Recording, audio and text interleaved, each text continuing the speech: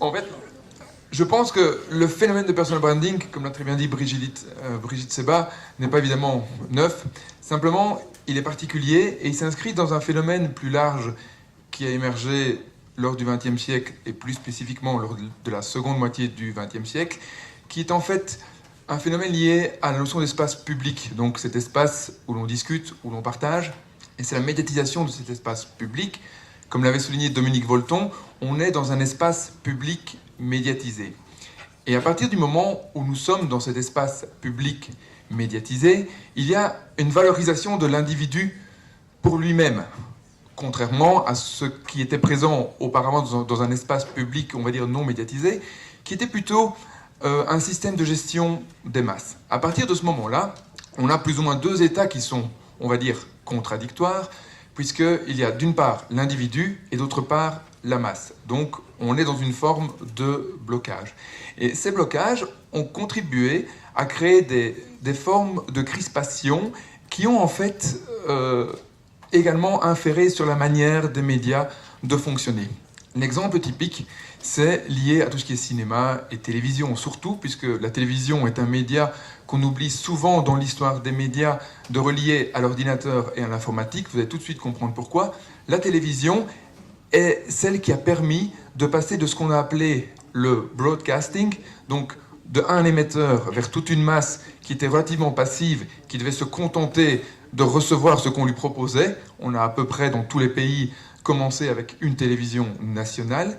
Ensuite, on est passé à quelque chose qui était plutôt de type narrowcasting, donc quelque chose qui donnait quelques possibilités, multiplication des chaînes, l'apparition d'un objet que vous utilisez tous les jours, dont vous ne vous rendez pas compte de l'importance qu'il a eu, c'est la télécommande par exemple. La télécommande a permis, évidemment, à chacun de pouvoir commencer à contrôler lui-même ce qu'il voulait voir. Donc quelques chaînes, une télécommande, puis est arrivé le magnétoscope. Waouh, génial, narrowcasting.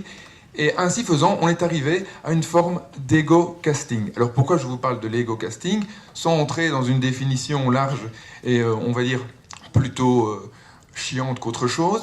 Parce que, en fait, par rapport à ce qu'on parlait du passage du schéma vertical de l'information à un schéma plus horizontal, où tout qui le souhaiterait, qui a un peu d'accessibilité informatique, peut commencer à mettre de l'information, en tout cas des informations, eh bien, ça ne fait que relayer la notion d'ego-casting et la relier à la notion d'ego-branding chez les journalistes. Pourquoi ?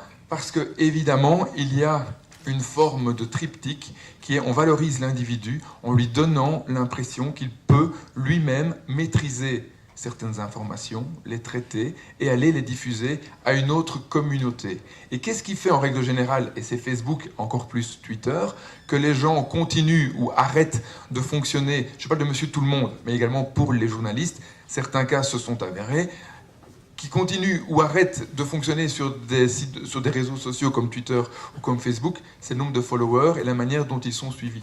C'est-à-dire un journaliste ou un individu qui, après 3 mois d'activité, ne pose pas des choses intéressantes et n'a plus que 50 followers, en général, qu'est-ce qu'il fait ?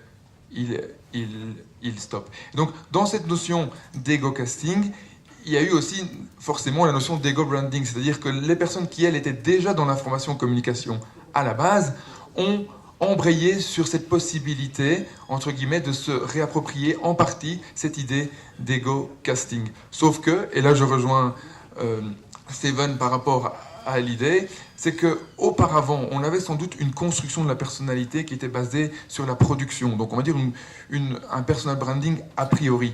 Alors que maintenant, de plus en plus, et c'est ça effectivement que je trouve également très dangereux, c'est qu'on a tendance à essayer de vendre l'idée de construisez-vous une image et ensuite vous deviendrez intéressant. Là, c'est peut-être une petite discordance que j'ai avec Steven, c'est peut-être lié au cas belge, mais dans l'émergence des médias, on va dire, sociaux, l'utilisation des médias sociaux, enfin des réseaux sociaux par les médias pour en faire des médias sociaux, enfin bref, quelque chose d'un peu mixé, qu'ont fait les principaux éditeurs de médias en Belgique, en bonne partie, ils sont allés rechercher les personnes qui étaient déjà des leaders d'opinion dans le domaine, on va dire, de l'information numérique, de l'information Et donc, ils ont été rechercher des sommités, dont Damien était sans doute une des principales en Belgique, parce qu'eux avaient déjà une certaine connaissance. De cette manière-là, ok. Mais aller dire aux gens et aux étudiants, voilà, faites-vous d'abord une image qui n'est qu'une question de forme, avant de travailler sur le fond, je pense qu'il y a un risque de se retrouver avec une pérennité qui serait évidemment très très limitée. En gros, c'est de cette manière-là que je pense qu'il faut aborder l'idée de personal branding et d'ego branding, voire d'ego casting. C'est qu'effectivement, on est des individus, donc forcément on a envie de se différencier. La preuve, il n'y a pas une seule personne qui est habillée de la même manière. Et si c'était le cas, je pense qu'on râlerait. C'est l'exemple typique, vous allez à un mariage, vous avez acheté une belle robe. Pour vous, mesdames, pour vous, messieurs, c'est déjà un peu plus différent, mais si une autre personne a la même robe que vous, ça vous emmerde. Voilà, c'est un peu le même principe, donc ça ne sert à rien d'essayer de se construire une image juste pour la forme. Il faut aussi, je pense, traiter sur le fond. Et en cela, je pense que Twitter, par rapport à Facebook, apporte cette plus-value dans cette notion de, parfois, joute verbale, on apporte une information, on essaie d'apporter une information que personne n'avait encore amenée au préalable ou auparavant.